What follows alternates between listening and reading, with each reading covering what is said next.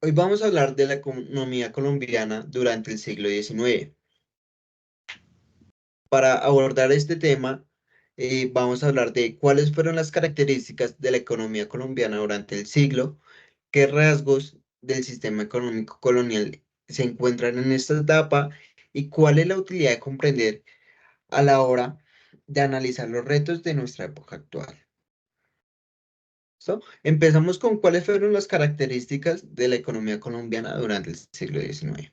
Bueno, para comprender las características y los rezagos coloniales de la economía en este siglo, nos brinda muchas lecciones históricas para analizar y abordar una visión a largo plazo de retos de desarrollo, diversificación productiva, industrialización y consolidación institucional que enfrenta la economía colombiana durante el siglo XXI actual.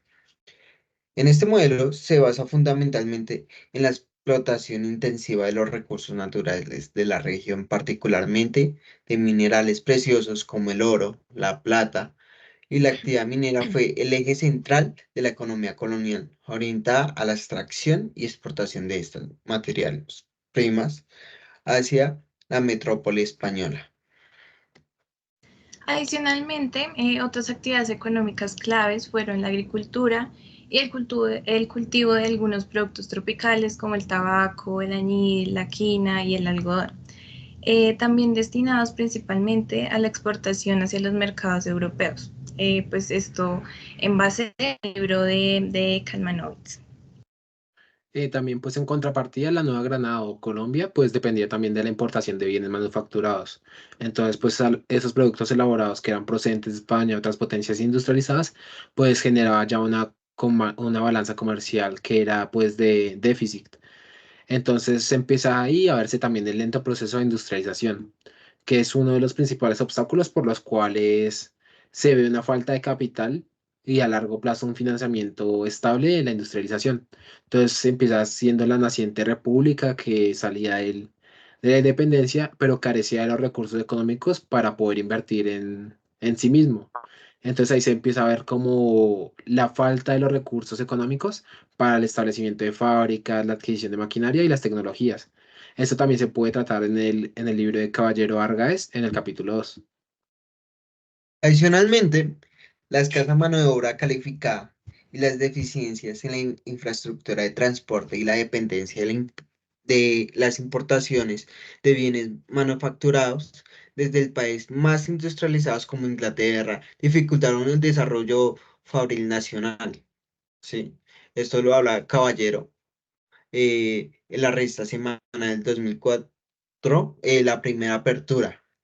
La producción manufacturera que existía era limitada casi exclusivamente a los talleres artesanales y pequeños obrales que elaboraban textiles, sombreros, muebles u otros bienes de consumo básicos de forma muy rudimentaria y en baja escala.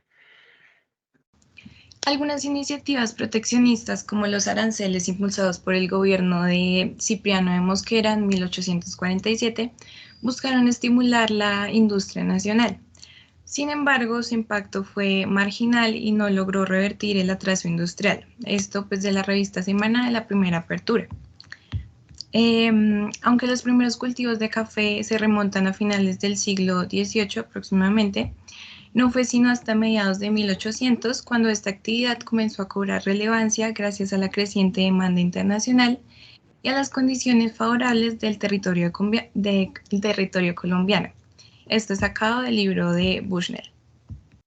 La expansión de las exportaciones cafeteras impulsa después un proceso de modernización en algunas regiones del país, lo que empieza a llamarse como eje cafetero.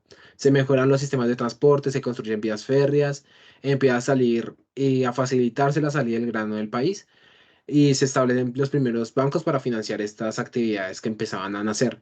Entonces el café empieza a convertirse rápidamente en el principal producto de exportación, desplazando las tradicionales materias primas, lo que es el oro, el tabaco, el añil, y esto permite una acumulación de capitales y después que haya una diversificación en la época de la economía, lo que es un beneficio para la economía que estaba hasta ahora creciendo.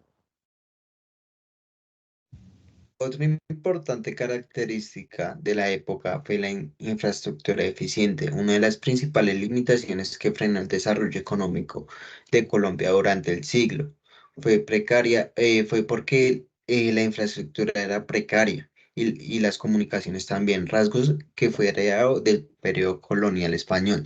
Durante la colonia, la construcción de vías terrestres fue mínima y se enfocó principalmente en los caminos que conectaban las minas con los puertos para facilitar la salida de los metales preciosos hacia España.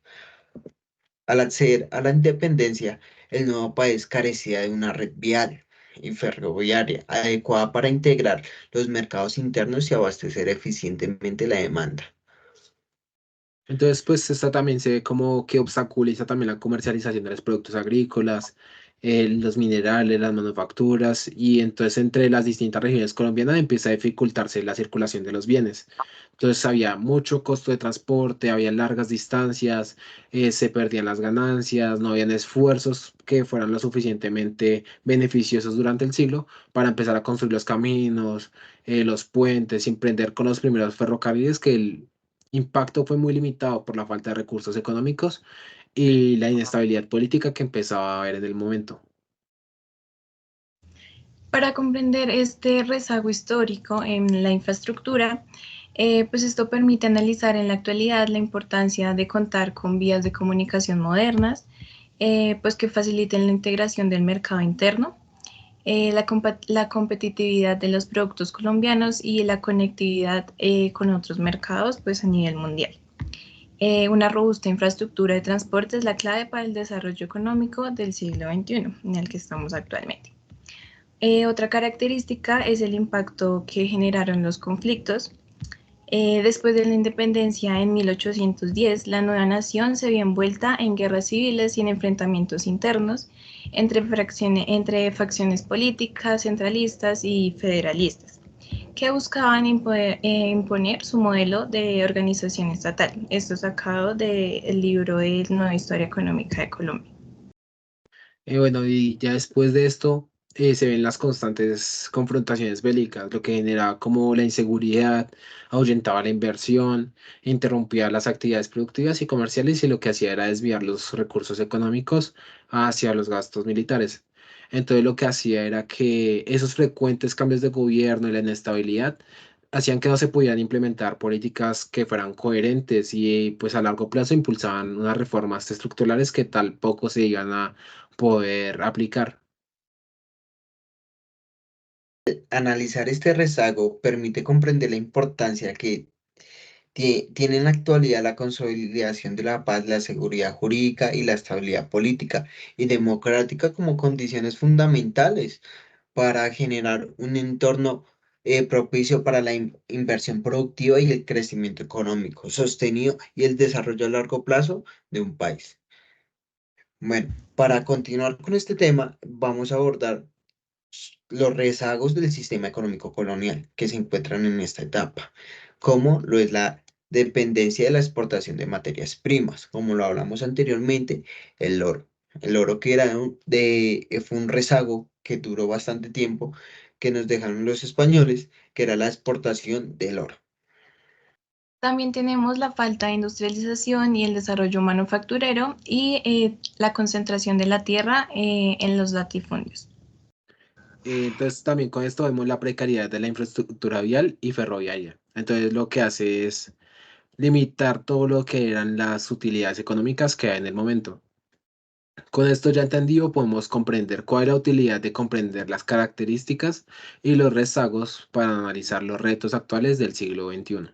Entonces, pues el principal es permitir identificar los patrones económicos de la larga data para evolucionar y buscar las soluciones estructurales que se tienen que plantear para poder seguir con este modelo económico.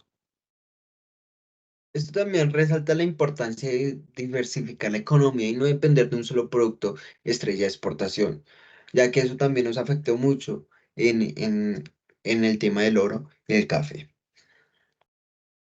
También tenemos destacar la necesidad de la industrialización, el desarrollo del valor agregado y la infraestructura moderna. Y para finalizar, enfatizar los beneficios de la estabilidad política, institucional y el Estado de Derecho para el progreso económico.